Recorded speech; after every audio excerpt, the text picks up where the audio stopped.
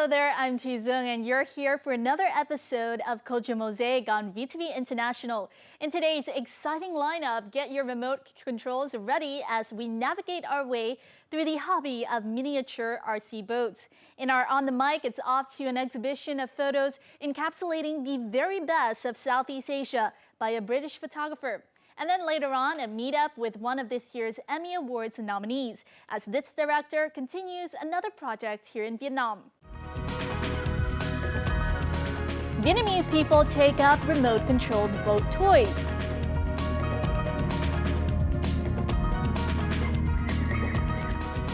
British photographer John Sandwell and works on Southeast Asia.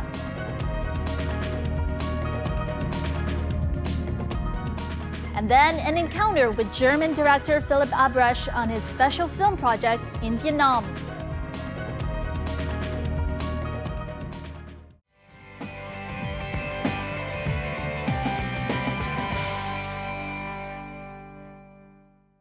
Boats at the size of a mere toy.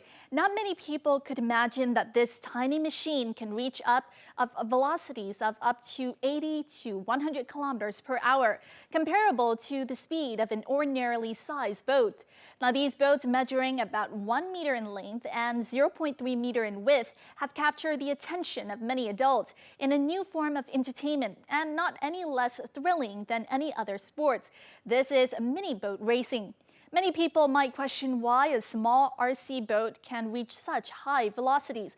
Our culture and lifestyle this week will give you the answer to that question. While remote control, RC airplanes and cars tend to get the majority of modern enthusiasts' attention, there is another area of RC that can be just as much fun. RC boats provide a totally different experience than flying a plane or driving a car. With its many different levels of speed and its ability to glide or shoot across the scene. At racing competitions, RC boat racers have the opportunity to show their individuality with their unique aesthetics, fuel power, and handling techniques. This 10 square meter room is surrounded by machines, equipment, and technical gear. This man has a passion for RC boats. Being a machine and technology enthusiast and a speed freak were the factors that helped him stick with RC boats for over 10 years. Đấy, khi mình chinh phục được cái công nghệ nó rồi thì mình mới có thể mình kiểm soát được cái tốc độ. Though he is familiar with other models that use remote controls, such as straight-wing aircrafts, helicopters, and cars, he chose RC boats to satisfy his interest to conquer speed.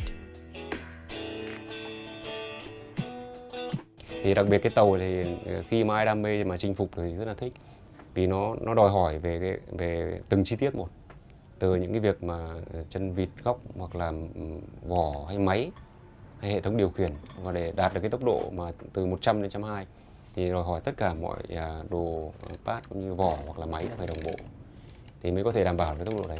Và chính vì vậy mà cái bộ môn chơi tàu này nó đòi hỏi cái tính tỉ mỉ, cẩn thận. The boat cover, the engine, and the controller are the three basic components that make up an RC boat model.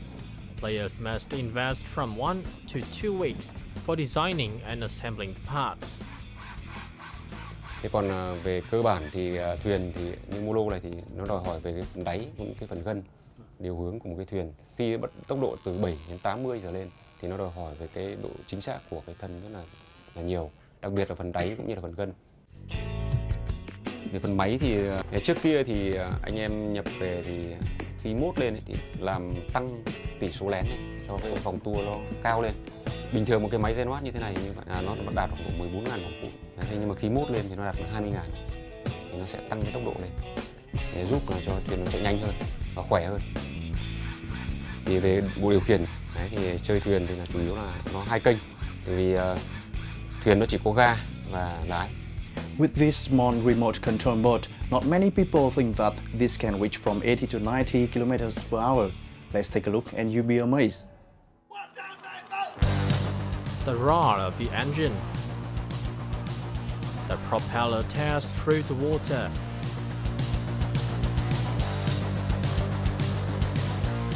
The swirling water curls.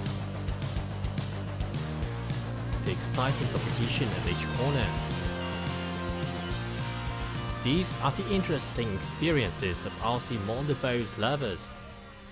Cái cảm nhận mà mình người mới chơi á là nó rất là thích thú, nó rất là hồi hộp, tim mình đập rất là mạnh. Tại vì có những cái đoạn mà mình chạy với anh em á, mình là người mới thôi, chạy với anh em những cái đoạn mà vào cua hay những cái đoạn mà nó có cái sự gọi là kịch tính, giống như là cạnh tranh.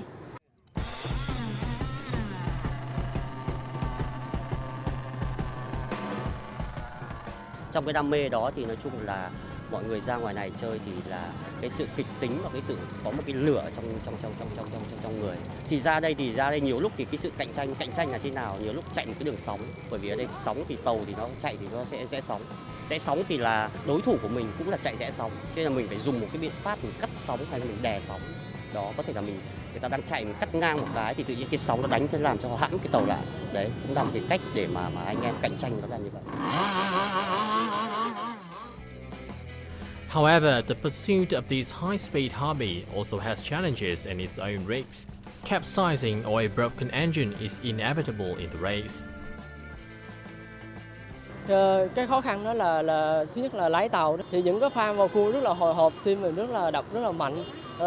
Với lại vào cua những cái đoạn đó nó rất là nguy hiểm, khó khăn, có thể là bị đụng vỡ hoặc hỏng tàu. Thứ hai là cái lắp ráp để mà chạy một con tàu rất là tốt á, thì nó cũng rất là khó. Tại nếu mà để set up để lắp ráp để chạy một con tàu nó đòi hỏi rất là nhiều kỹ thuật, kỹ năng. Introduced to Vietnam over 20 years ago, racing motorboats is a hobby that is attracting people of all ages. The passion to conquer technology and speed has brought thrill in every race.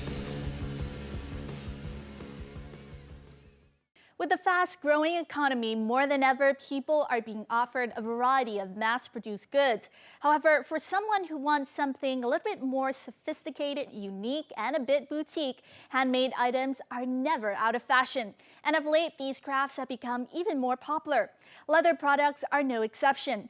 In the following, we'll take a look at some exquisite leather goods made meticulously by hand and find out more about how the craft of making leather products is growing here in the country.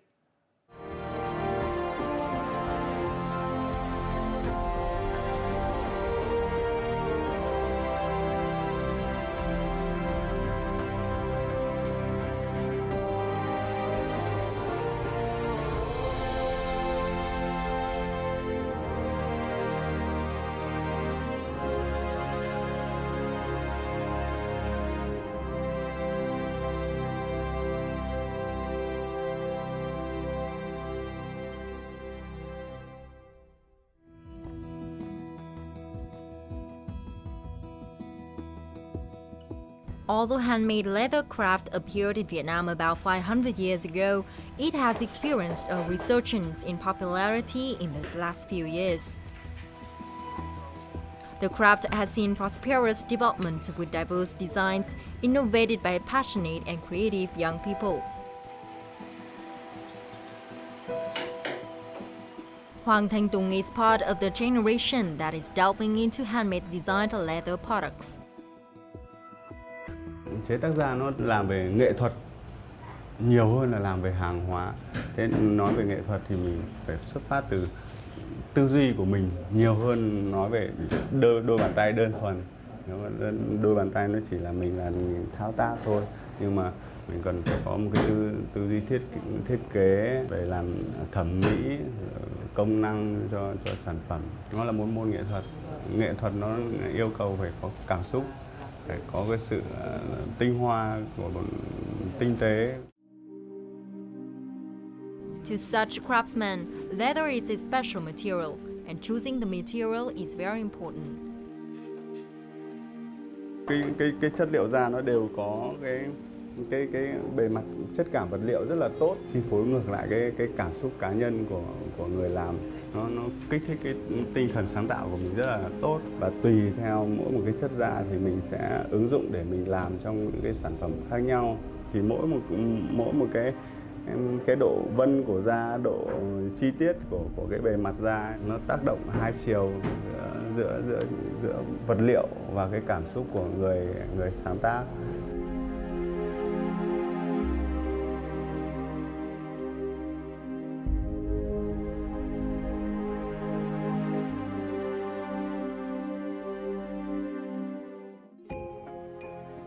Due to the unique qualities of this material, leather has attracted many people, including designers, painters, and even business people. Each product they make is an artwork with lots of creativity and virtuosity.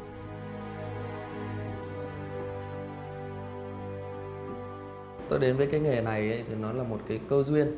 Bắt đầu mình đi tìm hiểu về ngành da. Lúc đấy thì ở Việt Nam thì hầu như gọi là chưa có một ai mà dạy nghề làm, chưa có một ai mà gọi là làm một sản phẩm mà nó gọi là nó tinh tế, tỉ mỉ một chút. Tôi thì chuyên làm dây đồng hồ. Thì với một cái sản phẩm dây đồng hồ như này, nó rất là bé nhỏ, nhưng mà thực sự là nó rất là cầu kỳ. Size số không được vượt quá 0,3 mm.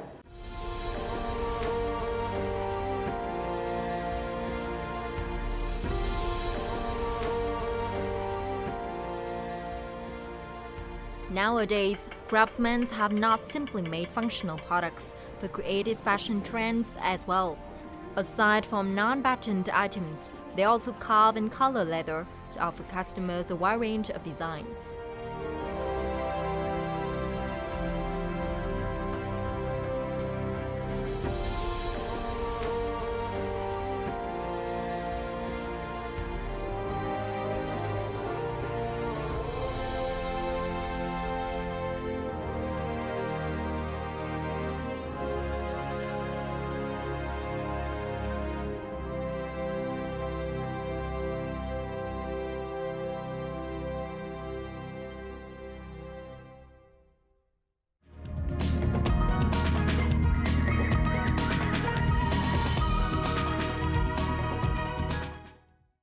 You're tuning into Culture Mosaic, our weekly journal featuring the rich cultural diversity of the nation. We hope to become a bridge that connects artists and their work to our viewers out there. So, do you want to continue on this journey through various culture scenes in Vietnam? We have a lot more coming up for you in this week's installment, so do stay tuned.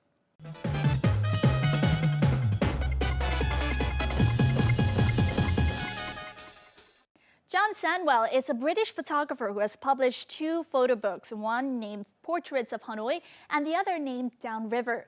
The books have been praised as a comprehensive overview of the Southeast Asia region. Sandwell spent 8 years traveling and shooting to attain the images for the work. An exhibition entitled Hanoi Yangon has just opened here in Hanoi, introducing some of these outstanding photos to Hanoian audiences. Our VTV reporter had a chance to sit down with the author to learn more about his passion for the region, especially Vietnam. So let's have a look in the following.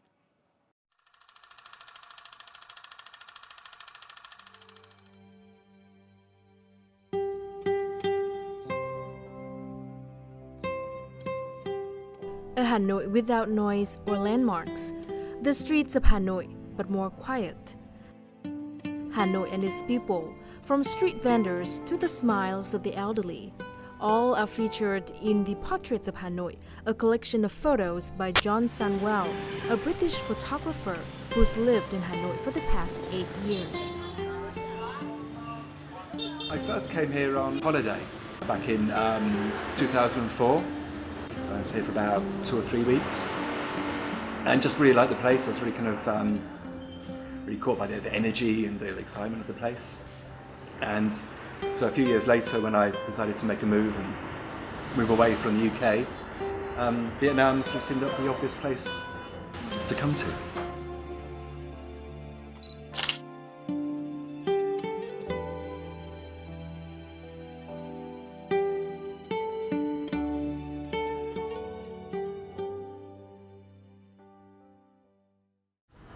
Thank you so much for joining our program.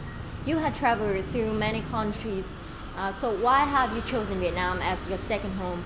Because it's so different to England, it's so different to where I grew up. I like that kind of openness. I like the weather most of the time. The food I really like. That's one of the big reasons why I first came to here was because I like Vietnamese food. So it's a mixture of things, and the culture and the people. I like the way that everything happens kind of outside on the streets. There's so much kind of outdoor street life here, which you don't get so much in England. And that's great for a photographer, particularly someone who's interested in photographing people. Is that you can just walk around the streets. There's always something to see, like a moment to capture or an interesting face to find.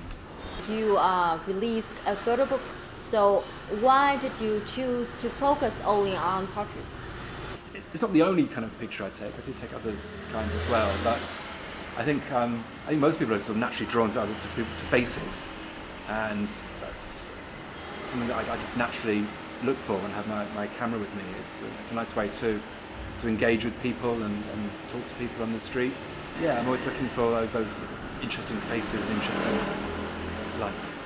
And how can you connect with local peoples and learn about their stories? I try and spend a bit of time with people when I take their pictures, so I'm not I don't walk straight up to someone and just put my camera in their face. I'll try and that they know that I'm there, and I'll often take quite a few pictures depending on the situation. So if I've got someone who's happy being photographed, then I'll take a few photos, and you can show them on the back of the camera what I've got, and that will hopefully kind of relax the person I'm talking to. And I'm very upfront about what I do, very open. So, and although my Vietnamese isn't very good, I'm afraid, I can just sort of say hello and how are you, and kind of try and strike up some kind of conversation, and hopefully get some kind of connection with the person that I'm photographing, and hopefully some of that comes across in the picture. And loads of times I've had people kind of invite me into their house and give me tea and kind of chat with me, which if I was just walking by on the street. After nearly a decade of living in Hanoi, John is still discovering the city and the country. He believes it is the people that make a place beautiful, not just its landscapes. In the mornings, he walks down the streets when people are just starting their day, or in the afternoon when people are winding down after a busy day. These are the moments he loves to capture. Although most people welcome him warmly, there are others who don't. Not everyone wants to have their picture taken. Some people will say, no photo. One lady sort of waved a meat cleaver at me at one time, but she was only joking. Due to his love for Hanoi, John continues to travel to the country, finding new places to discover. One of the destinations he's passionate about is the Mekong Delta region, which has inspired him to create a second photo book called Down River. Can you tell us any memorable experiences during your photo trips? There was one time when I was in Cần Thơ in the Mekong Delta, and in Cần Thơ there are lots of stilt houses which are built out over the water. So there's houses and little alleyways on stilts which kind of stick out over the water, and I had some wider shots of those houses taken from the bridge over the river. And later on that day, when I was walking along the streets, I was at the end of those alleyways. And then I met this guy who lived down there, and he sort of invited me to follow him down the alleyway, and he sort of showed me his house and introduced me to his neighbours. And that was a chance to kind of to meet people who lived in that community, in that neighbourhood, which I wouldn't have had if I hadn't been there with my camera. Having the camera sometimes opens up these opportunities to meet people and experience things which I wouldn't normally have. So why do you choose to depict Hanoi and Yangon, but not any other cities in your latest exhibition? Is there any similarity or difference between these two cities? I live in Hanoi, so it's an obvious place to choose. I spent a lot of time here taking photographs, so I got lots of pictures of Hanoi that I wanted to show. And Yangon, because I had 2 trips to Yangon last year in 2015. I went once for a few weeks in February and March, and then again in the autumn. So over the last year or 18 months or so, I had lots of pictures from those 2 cities. I thought it might be interesting to put those side by side to show kind of some similarities and differences between the 2 places. With most of my pictures, whether Hanoi and Yangon, I'm always interested in photographing everyday life. I go around busy areas like markets, just looking for these everyday moments, whether it's just someone relaxing at the end of a quiet day or just going around their everyday business in the market. John Sunwell's latest exhibition, titled Hanoi Yangon, has once again confirmed his love for the Southeast Asian region, especially Vietnam. The series with Hanoi in black and white and Yangon in color are part of his photo books Down River and Portrait of Hanoi. Ones who have never had chance to Yangon like Huế are really surprised to find out a city sharing that many similarities with Hanoi. Ở bức ảnh em thích nhất là anh này ở trong cái nơi bán than ở Yangon, bởi vì là có cái cách chơi ánh sáng rất là đẹp. Trong cái phía rất là tối ở đằng sau kia thì là một cái cuộc sống như thế nào rất là ít người biết tới.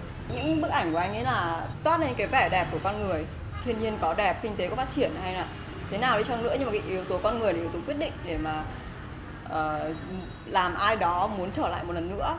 I like these two a lot. There's a couple taken in two markets in Hanoi and Yangon. You see the market ladies kind of boxed in by all the stuff that they're selling. So I like those two pictures, kind of like squashed in these confined spaces. Can you reveal some of your coming photography projects? I'm hoping to go back up into to the northwest part of Vietnam again soon. I've been here for a long time, but I've never been to Ha Giang. So that's one of the places that I really want to go to. Do some more sort of landscape photography, which I don't do so much of. Once again, thank you so much for joining our program. Okay, thank you.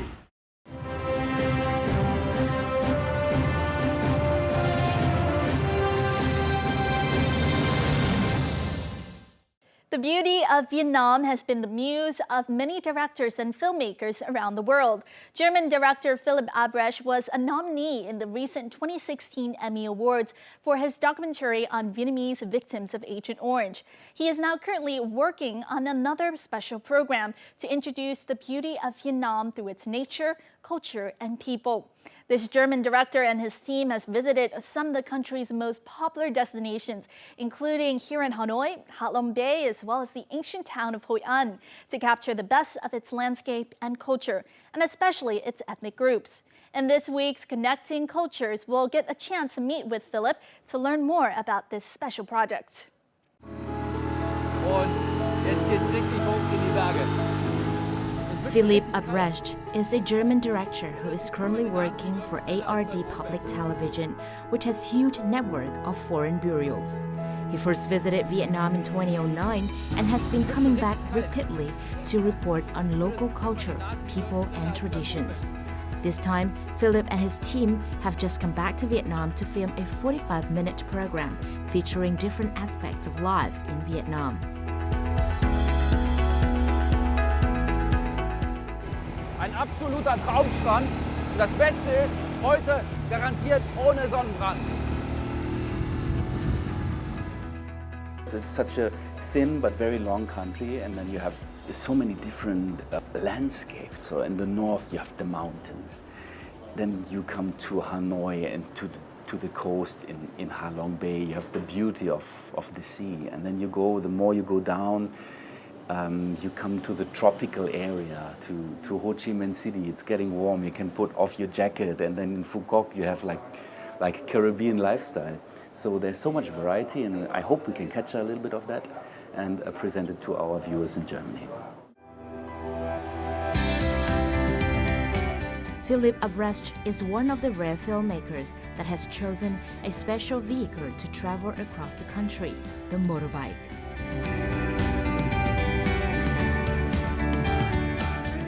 When we decided to do a travel documentary and going by motorbike, because the motorbike is the thing in Vietnam, right? Everyone has a motorbike here. So we thought, well, how can we approach this country? We should maybe just take a motorbike and then go and see, like the Vietnamese do.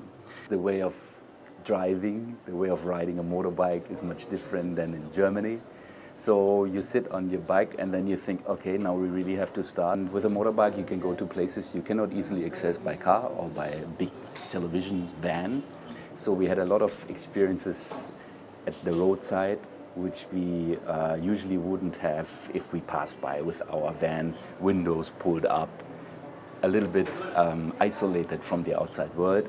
This experience was much different, and we were stopping so many times and just talking to the people we met on the street, the farmer who wanted to go to the local market, to the weekend market and buy a water buffalo. We just met him by coincidence, and then I asked him to jump on my motorbike, and we went there together. So it was beautiful experiences wherever we went. That journey on a motorbike led him to an unexpected meeting with Long Thanh, a young boy featured in Long Thanh Want to Smile, his documentary about Agent Orange dachshund victims. This year, it was nominated for an Emmy, one of the most prestigious awards in the television industry. When we heard that it's nominated, I couldn't believe my eyes. One fine day, we met this family in central Vietnam. We filmed for 2 hours and then we left. I was even thinking, should we let it be part of our travel documentary, because it has a totally different tune. It's so heavy, it's so sad, it's so strong. But then we decided to do so, and the reactions from our viewers were quite strong too. They wanted to help, so we decided to go back again, do a longer program, 6 minutes. Again, the reactions were quite strong, so we decided we have to do something else, 30 minutes. So we went there for 30 minutes, and that's the program that eventually got nominated for the Emmy.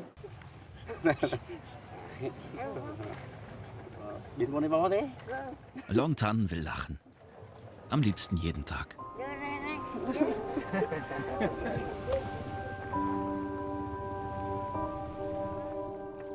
Wie jeder Junge, einfach fröhlich sein.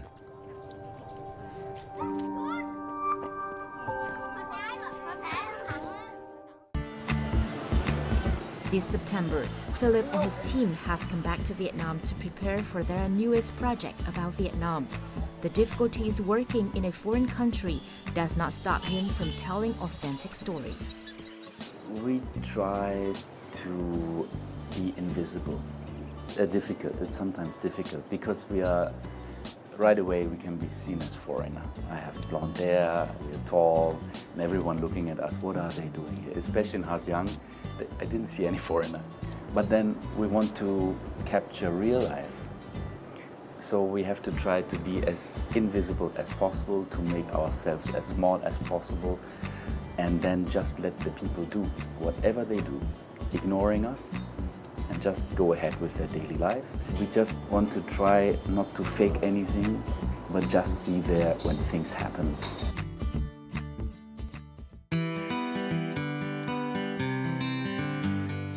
Where we try to capture as much impressions as we can get, and as much we fit into these 45 minutes. I have the idea that we maybe can call this story something like the train of dreams.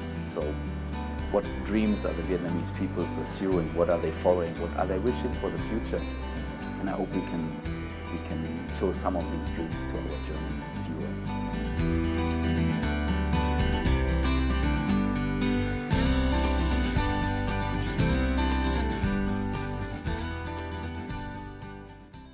And that is the end of our program. If you would like to provide any feedback or comment on anything you see here on Culture Mosaic, please feel free to write to us at culturemosaic@vtv.vn, and make sure to both include your name and address. You can also log on to vtv4.vn or our YouTube channel at VTV4Go for more of our program. And don't forget to join us next week for another adventure in the culture scene here in Vietnam on Culture Mosaic. Goodbye for now.